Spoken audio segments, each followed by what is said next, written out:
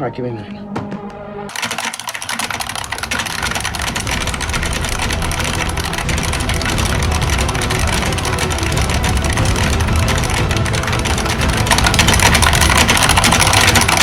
Open sesame.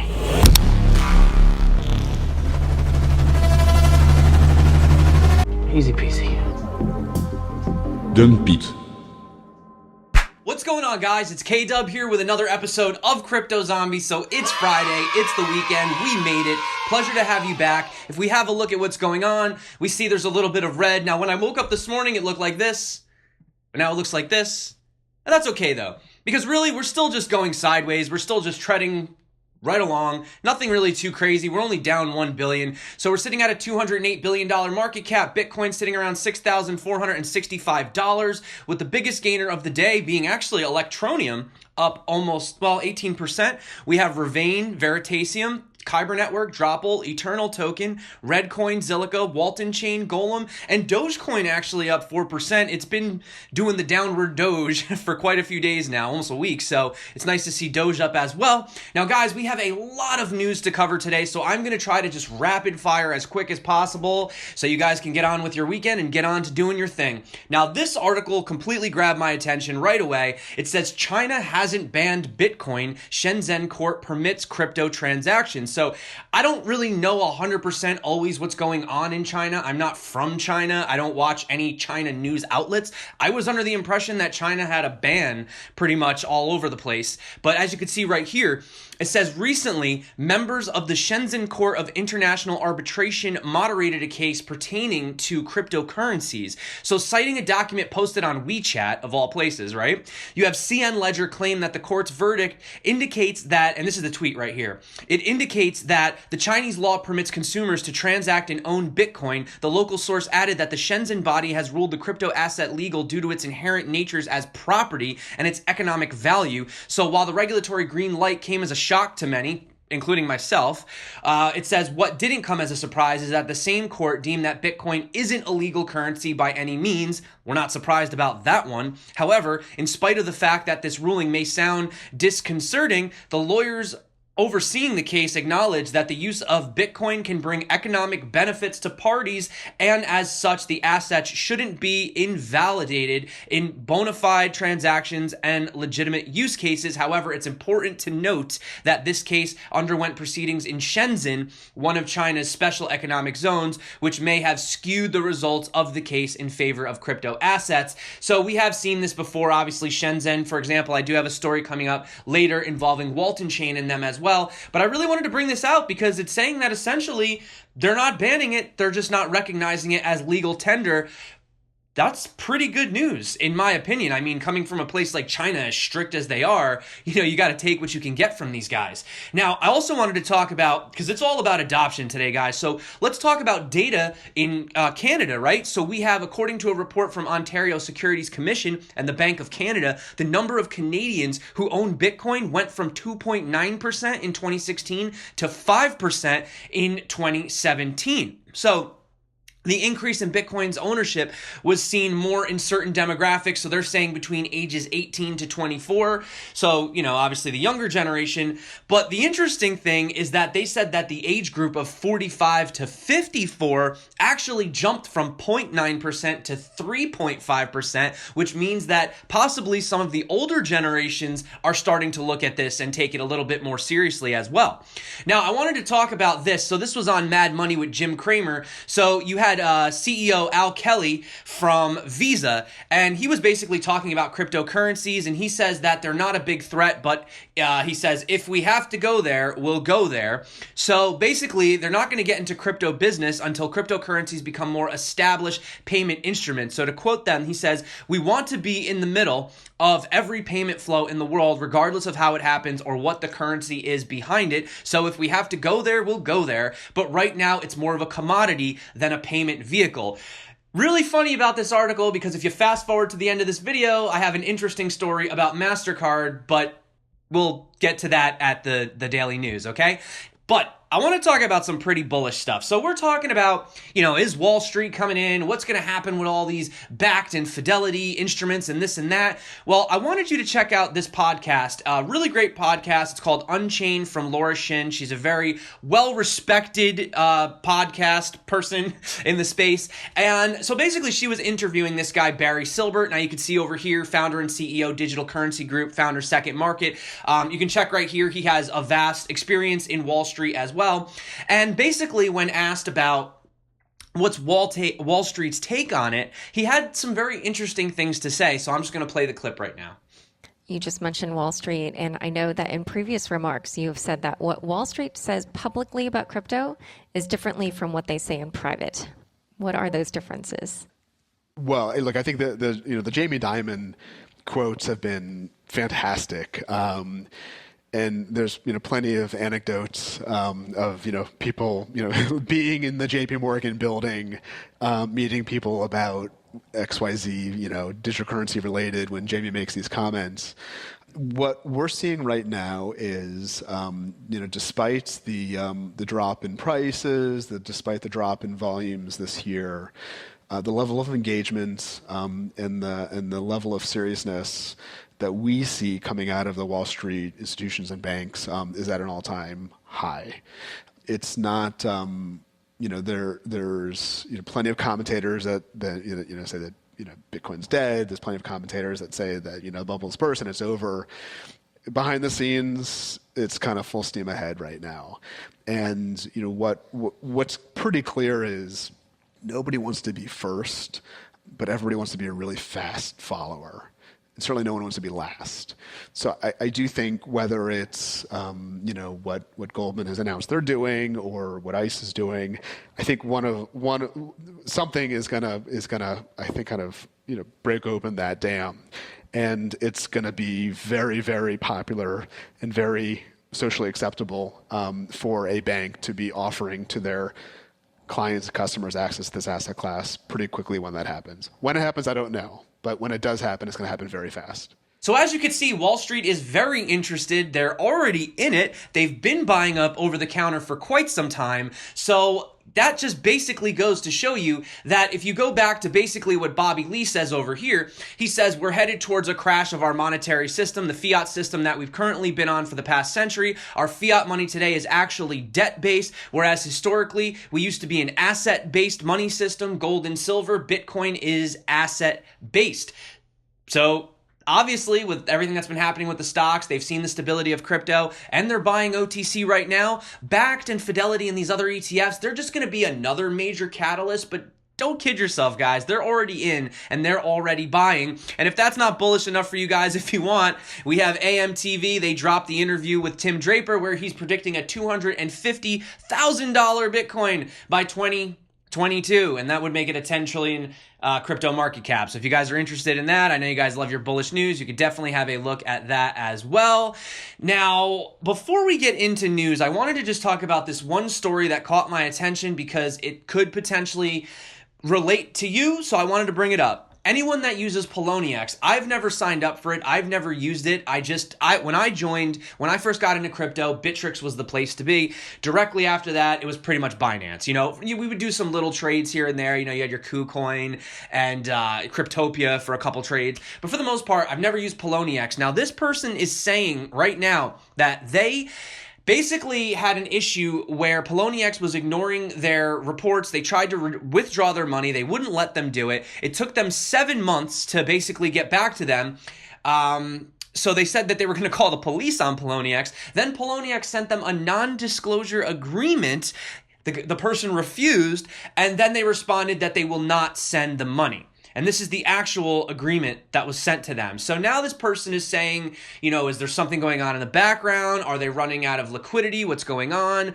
So I just wanted to give a warning to you guys. I don't know exactly everything, but just watch out if you're on Poloniex. I really, like I said, I don't know. I don't use it.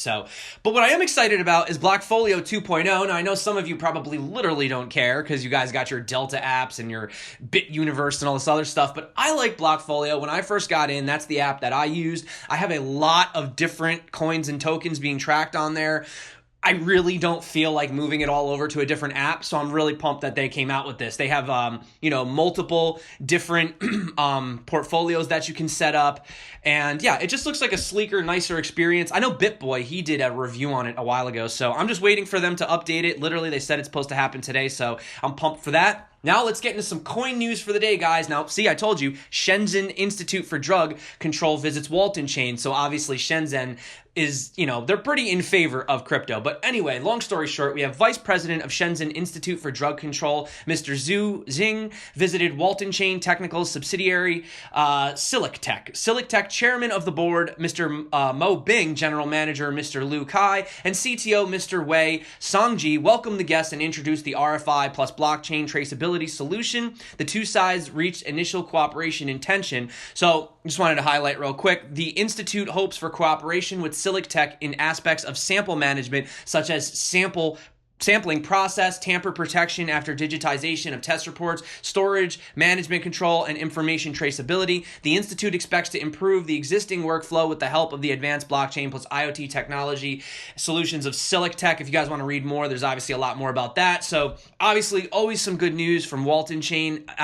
Also wanted to talk super quick. We have popular XRP tip bot just released an app for iOS and Android. The platform allows anyone to send XRP to users on Twitter, Telegram, and Discord. We also have, coming out of Binance, we have at the World Investment Forum, CZ unveiled his company's new blockchain-based donations portal, the Blockchain Charity Foundation. So obviously, Binance has clearly been in the news lately, giving back. They just had their transparent report with the Japan floods. Now they have this. And the one thing I wanted to note is you can see here's a picture with him from Justin Sun from Tron, and it says that Tron recently contributed $3 million in donations to the new initiative. So good things happening. Good things happening in crypto. Super fast. Bittrex and Binance have reduced Monero's withdrawal fee now that they've had the bulletproof upgrade. So now they've reduced it to about 0.0001 XMR, which is equivalent to about 1 penny. So it now costs 1 penny to send Monero. There you go. That's also good news as well.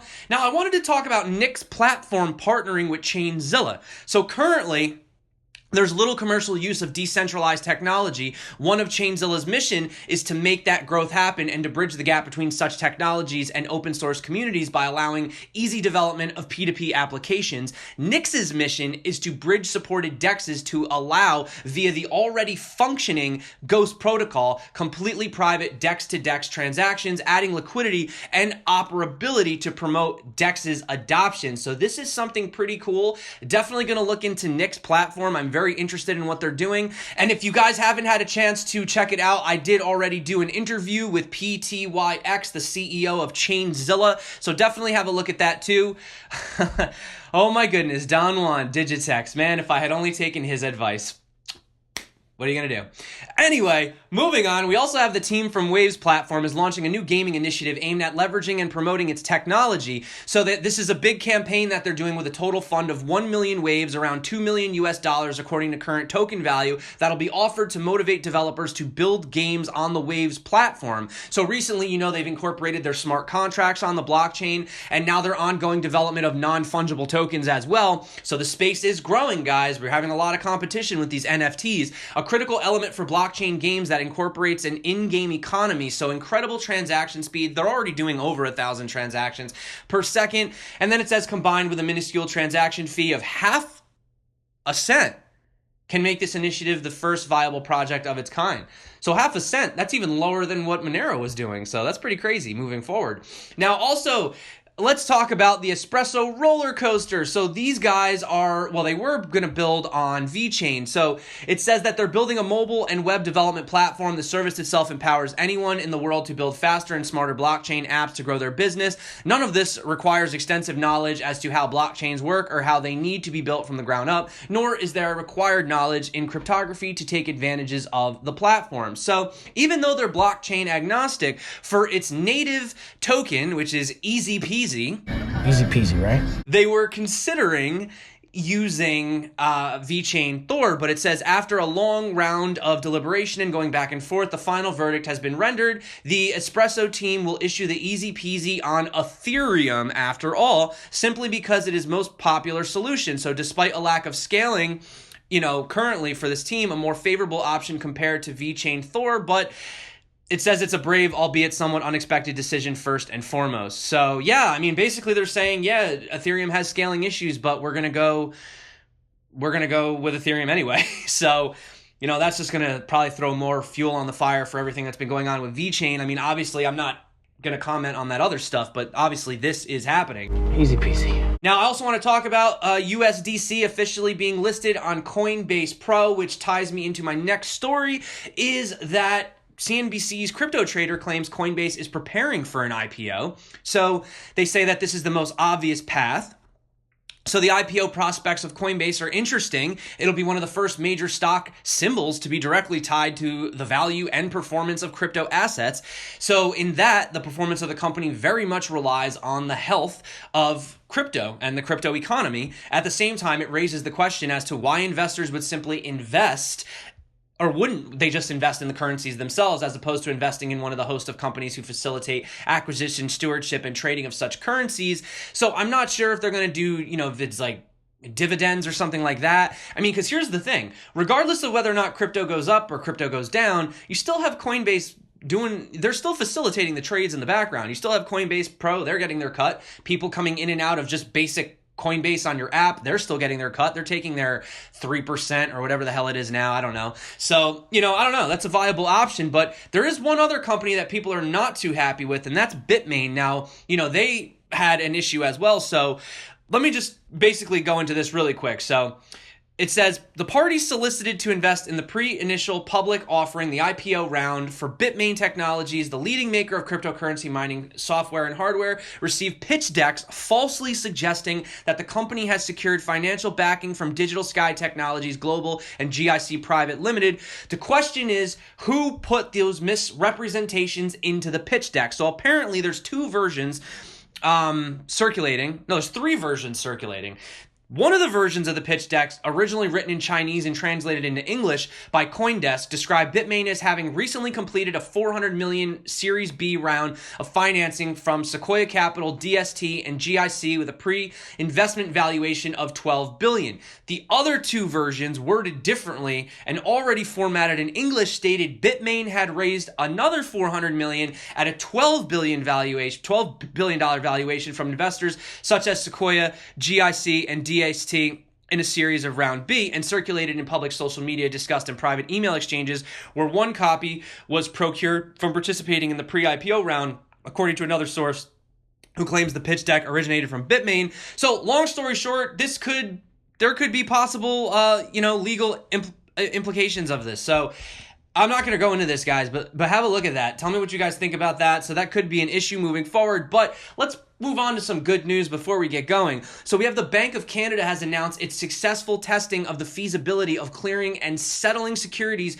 using blockchain technologies in a recently released 36-page report. The report follows a collaborative research effort between the Bank of Canada, Payments Canada, and TMX Group, who operates the Toronto Stock Exchange, known as Project Jasper. So the testing of securities and payment settlement using a proof of concept private blockchain framework was part of the third phase of the Jasper research initiative. So let's just talk about Project Jasper. So obviously we have a few major takeaways from this. One being that blockchains can be used for security settlement and clearing while concurrently meeting the privacy and scalability requirements of the Canadian financial institution, the financial system. Two, the results demonstrate the need for more exploration into the cost and efficiency gains of blockchain for settlement of other types of assets. And three, the Bank of Canada and Canadian Depository for Securities were able to maintain full control over the necessary instruments that were part of the process. So this is all bullish news moving forward. Now here's the story I told you I was going to get into about Mastercard at the end. So there they are saying that they'll only get into it if they have to. They're not really considering it a short-term or a mid-term threat in response to crypto. But now, according to a document published by the U.S. Patent and Trademark, Mastercard plans to allow merchants to interact with what is called blockchain currencies via a new method of simultaneous crypto and fiat storage. Specifically, references made to methods for managing fractional reserves of blockchain currency.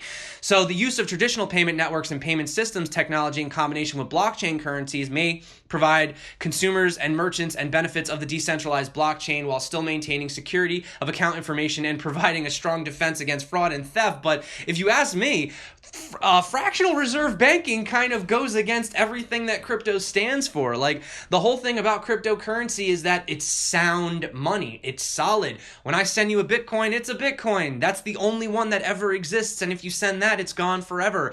So this whole idea of fractional reserve banking incorporated into cryptocurrencies, while it may sound like a great idea for these guys, and who knows, it may work, it seriously heavily goes against the concept and the vision and the ethos of crypto. So that's just my 2 Satoshis on it. But let's talk about the new blockchain Lockbox that has been described as a first of its kind. So this is a partnership between Blockchain, which is a really famous wallet provider, and also Ledger. So the wallet is going to leverage the strengths of both of the companies and provide blockchain users with a way to organize their funds offline, securing them from hacks, while also giving them the option to leave their funds in the non-custodial web wallet, which they can access separately from the hardware wallet. So that is actually pretty cool, because currently, as of right now, you cannot really do that in a convenient way using Ledger. And on the bright side, I found out that these things are only going for $99. So it's really not going to break the bank if you guys order one of these. And if that doesn't make you happy, Elon Musk is giving 5,000 Bitcoins away to all of his followers. So all you have to do is send him 0.1 Bitcoin to the address below, and he'll send you between 1 to 30 back. Guys, you know this is a scam, right? Definitely don't do that. So, that being said, guys, I want to say thank you so much for coming back to my channel. It's freaking Friday, guys. It is the weekend. I hope you guys are gearing up, getting excited. I know we got Halloween coming next week, not during the weekend, but I'm sure you guys will all probably be out there partying this weekend, so enjoy yourself. Take your mind off crypto for a little bit. You know I'll still be here, but thank you so much for everyone. You know, if you guys love these updates, these rapid-fire news, definitely get subscribed. Means a lot to me, guys. Everyone that's been commenting, everyone that's been hitting the bell notification, joining the Telegram chat, endless amounts of appreciation for you. And that being said, my name's K-Dub. This is Crypto Zombie. Until next time, stay crypto and peace out.